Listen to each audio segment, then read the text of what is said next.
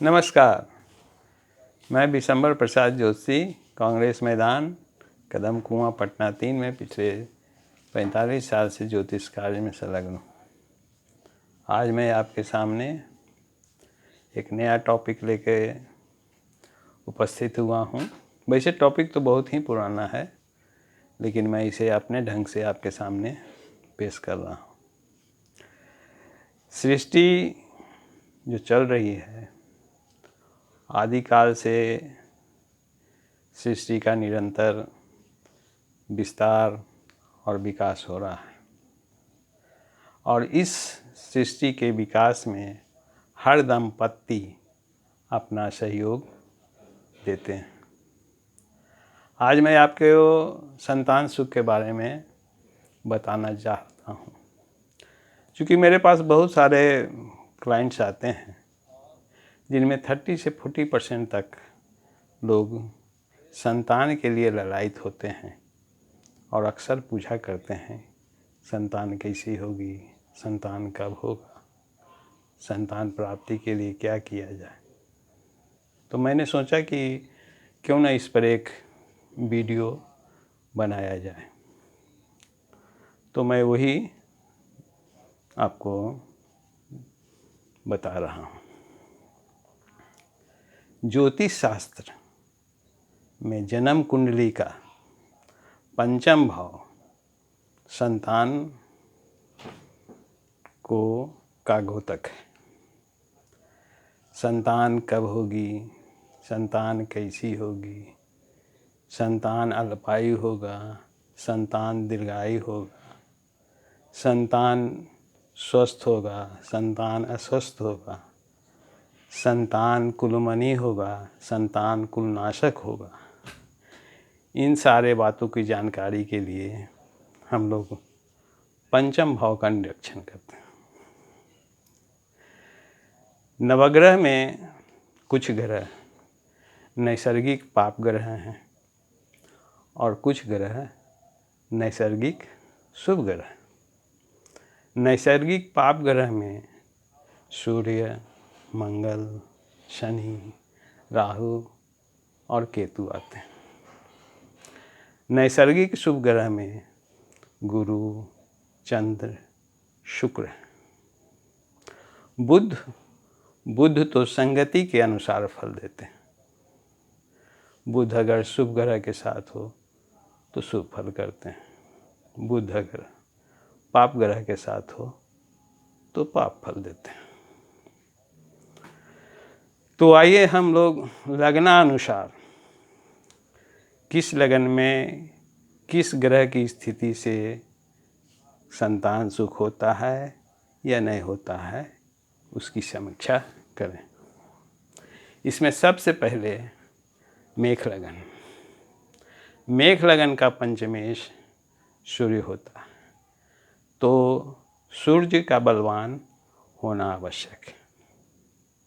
और पंचम भाव में अगर नैसर्गिक शुभ ग्रह हो, जैसे चंद्रमा, गुरु, शुक्र, या नैसर्गिक शुभ ग्रह से पंचम भाव पर दृष्टि होता हो, तो संतान का सुख मिलेगा। और कब मिलेगा, ये दशा फल पर विचार करना होगा। और जिस लगन मेष लगन की कुंडली में पंचमेश कमज़ोर हो, 8वें या 12वें में बैठा हो, और तृतीय भाव में शनि हो, चतुर्थ भाव में मंगल हो, पंचम में राहु हो, केतु से देखा जाता हो, तो ऐसे जातक के लिए संतान का अभाव होता है। और अगर कुंडली में पंचमेश तुला राशि का सप्तम भाव में हो और सप्तमेश शुक्र लग्न से 8वें बैठ जाए, तो ऐसे जातक का अपंग संतान की प्राप्ति होती है या मृत संतान की प्राप्ति होती है। अब आइए वृष लगन के कुंडली का विचार करें। वृषभ लगन की कुंडली में बुध पंचमेश होता है। तो बुध अगर स्वस्थ हो, शुभ भाव में हो, लग्न से केंद्र में हो, नवम भाव में हो और पंचम भाव में शुक्र हो, चंद्रमा की दृष्टि हो, तो ऐसे जातक को संतान सुख होना ही होना है। और अगर कुंडली में पंचमेश बुध बलहीन हो, छठे, आठवें, 12वें में स्थित हो, पाप ग्रह से आक्रांत हो और पंचम भाव पर पाप ग्रह की दृष्टि हो, तो ऐसे जातक को संतान का अभाव होता है। मिथुन राशि की कुंडली में पंचमेश शुक्र होते हैं। अगर शुक्र लग्न से केंद्र में हो, दशम भाव में उच्च का हो, बुध पंचम भाव में हो, लगन में हो, चतुर्थ में हो और गुरु से देखा जाता हो, तो ऐसे जातक को संतान सुख की प्राप्ति होती है। वहीं अगर बुध आक्रांत हो, शुक्र आक्रांत हो, छठे, आठवें, 12वें में हो, पाप ग्रह से त्रस्त हो, पंचमेश पापाक्रांत हो, पंचम भाव पापाक्रांत हो, तो ऐसे जातक को संतान का अभाव होता है। कर्क लग्न की कुंडली में अगर मंगल बलवान हो, मंगल लग्न से केंद्र में हो, मंगल भाग्य भाव में हो, मंगल लग्न में हो और चंद्रमा से युक्त हो, पंचम भाव पर गुरु की दृष्टि हो, शुक्र की दृष्टि हो, चंद्र लग्न में हो, तो ऐसे जातक को संतान की प्राप्ति होती है। वही बुध मंगल अगर छठे, आठवें, 12वें में बैठ जाए और पंचम भाव पापाक्रांत हो जाए या पंचम भाव में पापोग्रह की स्थिति हो, उपस्थिति हो जाए, तो वैसे हालात में संतान का अभाव होता है। सिंह लग्न की कुंडली में गुरु पंचमेश होते हैं, तो कुंडली में संतान सुख के लिए गुरु का बलवान होना आवश्यक है। गुरु स्वयं पंचम भाव में हो, लग्न से केंद्र में हो, चंद्रमा से केंद्र में हो और शुक्र बुध की पंचम भाव पर दृष्टि हो, तो वैसे जातक को संतान का सुख होता है।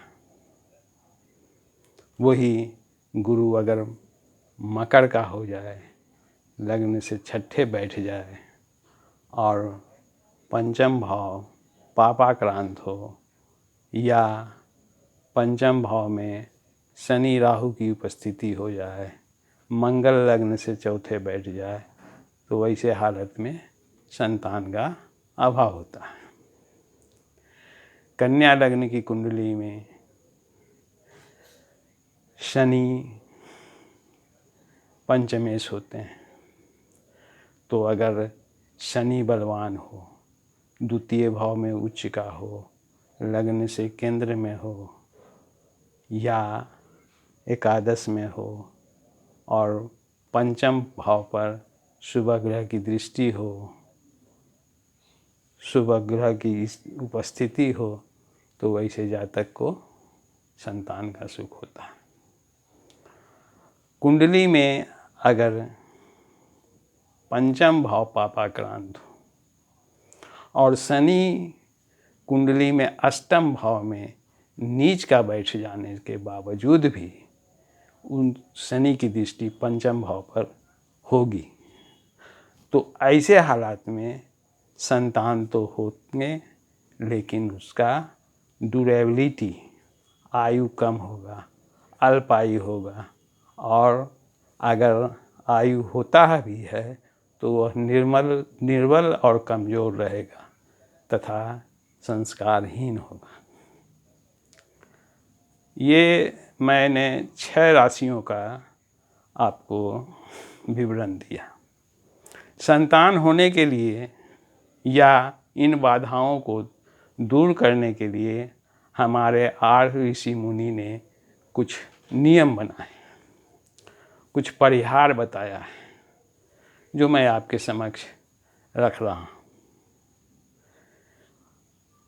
मंगल ग्रह जो है वो जन नाशक है, और शनि जो ग्रह है वो धन नाशक है। तो मंगल की शांति होनी चाहिए, इसलिए लोग को मंगल का उपवास रखना चाहिए। दूसरी बात है कि